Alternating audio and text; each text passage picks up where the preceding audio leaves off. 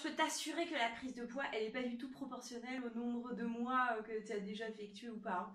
Ça n'a rien à voir, ça n'a rien à voir. Non, non, vraiment, vraiment, c'est pas la peine de discuter là-dessus. Enfin, voilà, bon, écoute, on n'est pas égal là-dessus, c'est pas grave, hein, c'est pas... Oh, te voilà. Eh ben écoute, ça me fait super plaisir de te revoir. Ça fait un moment que je suis pas venue. Peut-être qu'en observant cette vidéo, tu comprendras pourquoi. Eh bien, en tout cas, ce que je te propose aujourd'hui, c'est de regarder ce petit problème que je n'ai pas rédigé dans la langue française. C'est mal, mais je vais te le dire à voix haute parce qu'en plus, je vois pas l'intérêt d'écrire tout un texte que tu n'auras probablement pas envie de lire. Alors aujourd'hui, de quoi on va parler? Eh bien, tu t'en doutes, j'ai un petit peu introduit cette notion dans ma discussion. On va parler de proportionnalité. Alors, la proportionnalité, ce n'est pas un gros mot, ce n'est pas quelque chose que tu peux dire à quelqu'un pour lui faire de la peine. D'ailleurs, je ne vois pas l'intérêt de faire de la peine à quelqu'un avec un gros mot, donc on oublie ce passage, ça ne sert à rien. Non, c'est pour te dire que... La proportionnalité, c'est une notion mathématique qui parfois te fait un petit peu peur et qui pourtant fait partie de notre quotidien. Alors dans notre quotidien, la proportionnalité, on la retrouve souvent quand on va par exemple faire des petites emplettes, hein, quand on va faire des achats. Par exemple, je vais à la boulangerie, une baguette me coûte 1 €. Eh bien, je sais que si j'achète 2 baguettes, je paierai 2 €, si j'achète 3 baguettes, je paierai 3 €, 4 baguettes, 4 €, 5 baguettes, 5 €, etc., etc. Donc ça, c'est une notion de proportionnalité. Le prix que je paye est proportionnel du nombre d'éléments que j'achète. Et à chaque fois, je vais multiplier le prix de un élément par le nombre d'éléments que j'achète. Bon. Alors ça c'est proportionnel. Et alors par contre, souvent à la boulangerie ou n'importe où, chez ton marchand, eh bien, il y a des petites promotions. Et là souvent, pouf, il n'y a plus de proportionnalité parce qu'il faut que ce soit avantageux pour toi une promotion. Donc en gros, qu'est-ce qui va se passer? On va dire par exemple j'achète une baguette 1 €, 2 baguettes 2 €, n'importe quoi. 3 baguettes 3 €, et puis on dit tiens on t'offre la 4e baguette. Ah, ok. Donc, si elle n'était pas offerte, j'aurais payé 4 € pour 4 baguettes.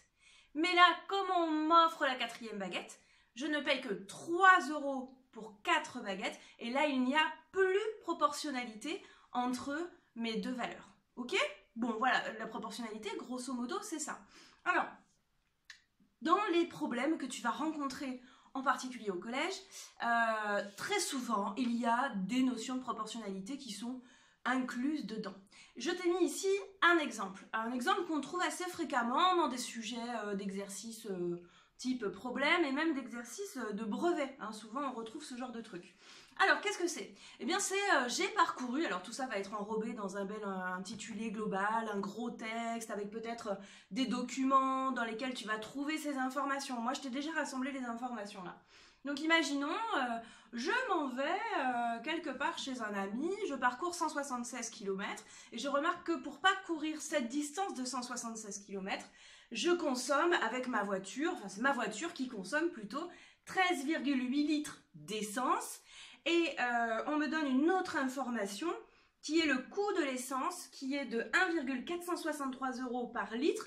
Alors ça je l'ai regardé à l'instant sur internet, c'est le prix aujourd'hui du samplon 95 à Avignon, voilà, dans une des stations. Donc j'avais peur d'écrire une bêtise, donc je me suis renseignée. Et ça, c'est ma calculatrice qui choisit. Retour de la calculatrice, retour sur notre problématique. Donc voilà, on t'a donné une distance en kilomètres, une consommation de ta voiture en litres, et le coût de l'essence qui est de 1,463 € par litre. Et on te pose cette question. Quel sera le coût d'un trajet pour aller voir un autre ami, ta famille, qui tu veux, on s'en fiche, où tu vas parcourir 958,73 km? Ah, bonne question. Et souvent, face à ce genre de problème, eh bien, tu es un petit peu bloqué. Pourtant, il n'y a pas de quoi bloquer autant, c'est pas si difficile. Mais il faut agir avec une méthode. Je t'explique. Donc, alors, comment tu reconnais déjà que c'est une situation proportionnelle? Alors, il y a cette chose ici, là. On te dit, je vais payer 1,463 € par litre. C'est-à-dire que 1 litre coûte 1,463 €. 2 litres, 2 fois 1,463 €. 3 litres, blablabla. Ok? Ensuite, on te dit, quand je fais un voyage de 176 km, je consomme 13,8 litres d'essence. Donc là, on te met en relation deux valeurs, une distance et une consommation en litres. Ok? Donc, dans un problème, quand on te met en relation deux choses, tu dois flairer la proportionnalité. D'accord? Donc là, c'est des kilomètres, c'est des litres, c'est des euros. Parfois, ça va être un volume, des mètres cubes avec des litres, avec des euros. Parfois, ça va être, je ne sais pas moi, qu'est-ce que ça pourrait être? Ça peut être d'autres quantités, j'ai plus d'idées là dans ma tête, mais ça peut être d'autres quantités comme ça, qui sont proportionnelles les unes par rapport aux autres. Et puis parfois, dans certains exercices, on est sympa, on te dit carrément, il y a proportionnalité entre ces deux dimensions. Ok, bien. Donc on a établi, ici on a une relation proportionnelle, hein, chaque kilomètre parcouru nous fait consommer tant d'essence, blablabla. Maintenant la question c'est, comment est-ce que je vais atteindre mon objectif, c'est-à-dire trouver le coût de mon trajet de 958,73 km. Ah oui, comment est-ce que je vais faire ça? Alors là tu dois te concentrer sur la question. Question, quel est le coût? Donc ça veut dire que dans ta réponse, tu dois donner des euros, ok? Donc ça veut dire que forcément, ce que tu as ici, le coût de l'essence, en euros par litre, ça va forcément te servir. D'accord? Les voilà mes euros. Donc ça, je sais que je vais m'en servir.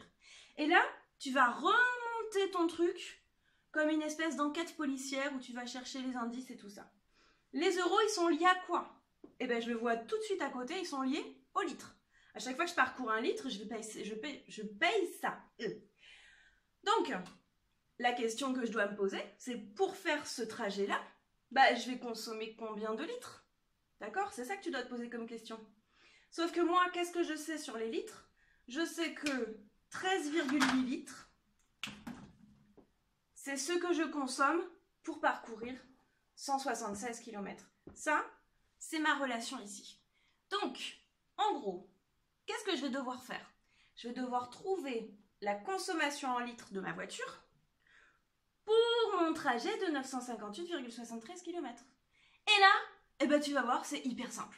En fait, je vais faire un tableau qui va mettre en relation les notions qui sont mises ensemble dès le départ dans l'énoncé avec ce que je cherche. Ok? Alors c'est parti.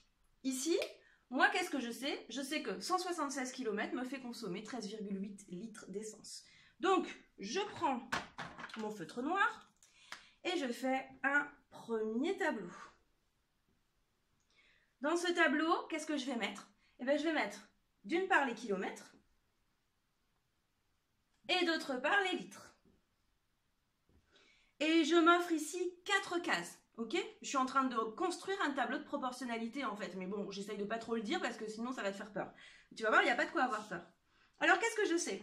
Je sais que 176 km, donc je vais le mettre dans la ligne des kilomètres. 176 km, je consomme 13,8 litres d'essence. Donc les litres ici, qui correspondent aux 176 km, c'est 13,8. Ça, j'en suis sûre, c'est l'énoncé qui me le dit. Maintenant, la question que je me pose, c'est combien de litres d'essence je vais consommer pour parcourir cette distance-là qui m'intéresse? Donc, ce que je connais à nouveau, c'est la distance. Donc, je vais l'écrire à côté de celle-ci, dans mon tableau. 958,73. Hop là. Et du coup, qu'est-ce que je vois? Je vois qu'il me reste une case vide. Ça tombe bien, c'est ce que je cherche en fait là. Qu'est-ce que je cherche? Je cherche à savoir le nombre de litres d'essence que je consomme quand je parcours 958,73 km. Et ici, alors là, franchement, c'est quasiment terminé. Parce que qu'est-ce que tu as sous les yeux? Un tableau de proportionnalité. Comment tu trouves la quatrième valeur qui est proportionnelle aux autres, qu'on appelle la quatrième proportionnelle en maths? Eh bien, c'est très facile. Tu as plusieurs techniques pour le faire. Moi, j'aime bien la technique du Z. Tu sais, comme Zoro qui signe d'un Z avec son épée. Eh bien, le Z, c'est cette technique-là. Tu pars de la case que tu cherches et tu traces un Z. Alors, tu verras, ça ne fait pas forcément toujours un Z à l'endroit, mais c'est pas grave parce que l'idée, c'est de suivre le parcours du Z. Donc, tu as ton Z, tu pars d'ici. Tac, tac, tac. T'as vu? Il est là, mon Z. Donc, je suis partie d'ici, je suis allée vers cette case, je suis remontée vers celle-ci et j'ai terminé par celle-là. Donc, mon Z, comment je fais mon calcul? Eh bien, c'est très simple. Les deux valeurs qui sont ici et là, je dois les multiplier ensemble. Toujours, les deux premières que je rencontre, je les multiplie ensemble. Ok, c'est les premières, c'est les plus fortes, je les multiplie. La dernière qui est ici, c'est par elle que je vais diviser le résultat de la multiplication des deux autres. Alors je t'écris ça sous forme d'un quotient. Hop, ici, le calcul que je vais faire pour trouver cette case, eh bien je vais faire, on l'a dit, le premier que je rencontre et le deuxième multipliés ensemble, donc 13,8 multiplié par 958,73 divisé par 176, le dernier chiffre que je rencontre, d'accord? Alors ça, c'est ce qu'on appelle aussi le produit en croix. Tu le connais en fait, mais bon, voilà, tu t'en souvenais pas peut-être, ou tu t'en souvenais, c'est très bien. Alors moi, qu'est-ce que je fais? Évidemment, hein, j'ai beau enseigner les maths, je ne suis pas très douée en calcul mental. Donc, surtout pour ce genre de calcul, je prends ma calculatrice et je tape 13,8 fois 958,73 divisé par 176 et je vérifie mes valeurs. 13,8 c'est bon, je ne me suis pas trompée. 958,73 c'est bon, je ne me suis pas trompée. Divisé par 176 c'est bon, je ne me suis pas trompée. Et ça donne 75,17314773. Alors là, je trouve un certain nombre de chiffres après la virgule. En général, je vais arrondir de la même façon que me sont présentées les autres choses ici. Quand je regarde ce que je cherche ici, ce sont des litres. Les litres, tout à l'heure, me sont présentés avec juste un chiffre après la virgule, au dixième. Et bien, ce que je vais faire, c'est que je vais couper pareil mon résultat. Donc ça veut dire qu'ici, ça va faire 75,173, etc. Donc je suis plus près de 75,2 litres. Autrement dit, pour cette valeur, j'ai trouvé 75,2 litres. Ok? Donc, qu'est-ce que c'est que ça? Eh bien, c'est le nombre de litres que je vais consommer pour parcourir mes 958,73 km. Oui, mais ma question c'était, quel sera le coût de mon trajet? Bien. Je sais déjà quelle est la consommation d'essence que je vais faire, 75,2 litres. Or, moi, je connais le prix de l'essence pour 1 litre. Il ne me reste plus qu'à mettre en relation l'essence, le coût de l'essence avec le nombre de litres consommés. Hop, je vais le garder ici. Qu'est-ce que je fais? Eh bien, si j'ai pas envie de me prendre la tête, je refais un tableau. C'est parti. Cette fois-ci, on a dit, je mets en relation les euros et les litres. Allez, c'est parti. Les euros et les litres. Alors que tu mettes l'un en haut, l'autre en bas, peu importe, c'est pas grave. Donc les euros, qu'est-ce que je sais? 1,463. C'est le prix de 1 litre. Donc je mets 1 litre, 1,463 €. Moi, je veux calculer le prix pour 75,2 litres, ma consommation pour mon nombre de kilomètres. Ici, donc, je vais remplir mon 75,2 ici. Et je cherche la valeur qui est là. Je me retrouve à nouveau devant un produit en croix. Donc, je dois à nouveau appliquer une tactique pour pouvoir calculer mon produit en croix. Alors, je t'ai montré le Z ici, je peux t'en montrer une autre pour celui-ci. On appelle le produit en croix. Bah, donc, je fais une croix. Alors, principe du produit en croix, proportionnalité, multiplication, division. Ça, on n'oublie pas, c'est des fondamentaux. Maintenant, la croix, je la fais comme une multiplication. Ok? Après, tu observes ton tableau. Tu remarques qu'il y a une valeur ici, une là, une ici. Ici, il n'y en a pas. Donc, je vais effacer le côté de la croix où il n'y a pas de valeur. Et là, il faut que tu repenses un peu à quand tu faisais, je ne sais pas si tu as déjà fait ça, tu sais, il y a des balançoires qui sont, c'est juste une planche comme ça, avec un axe en dessous comme ça, puis tu en as un qui s'assoit ici, un qui s'assoit de l'autre côté. Et puis on s'amuse à faire blam, blam, blam, blam, comme ça. Il y en a un qui se soulève, l'autre qui descend. Et puis en général, quand l'autre descend fort, bah nous, on saute sur la balançoire, tu vois? Bon, voilà. Donc imagine, en fait, bah, quand il y a un chiffre et un autre chiffre de part et d'autre d'un trait, ça veut dire que eux, ils peuvent jouer à la balançoire ensemble, donc ils sont contents. Ben voilà, ils sont pas tout seuls. Et lui, le 1, est-ce qu'il a un pote en face? Ben non, il est tout seul, tu vois, il n'a pas de pote, puisqu'on a effacé le trait qui était en face. Donc là, c'est très simple. Ceux qui sont ensemble et qui peuvent jouer ensemble, c'est les deux qu'on va multiplier en haut, et celui qui est tout seul qui n'a pas de pote, c'est celui qu'on va mettre en bas. Je t'ai écrit le calcul à côté. Ici, donc, pour trouver ma case vide, je vais multiplier les deux potes qui jouent ensemble.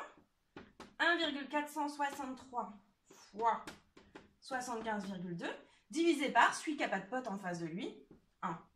Je fais mon calcul avec ma calculatrice. J'y vais.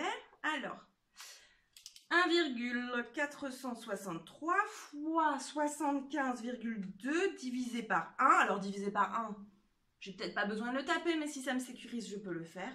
Et j'obtiens mon prix en euros de mon déplacement qui est de 110,0176. Alors qu'est-ce que je t'ai dit tout à l'heure? Je t'ai dit que j'allais arrondir pareil que ce qu'on me propose. Alors un prix en général, c'est vrai que là l'essence c'est un peu extraordinaire, hein.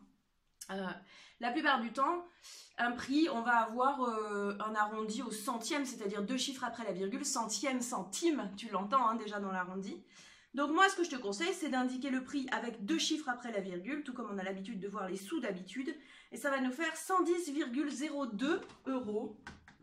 110,02 euros.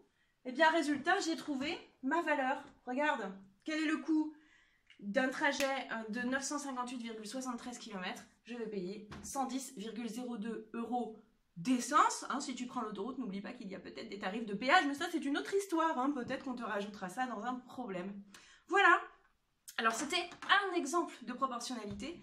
Pourquoi? Parce que je sais que c'est souvent un truc qui te pose problème. Le produit en croix pose problème aussi parfois.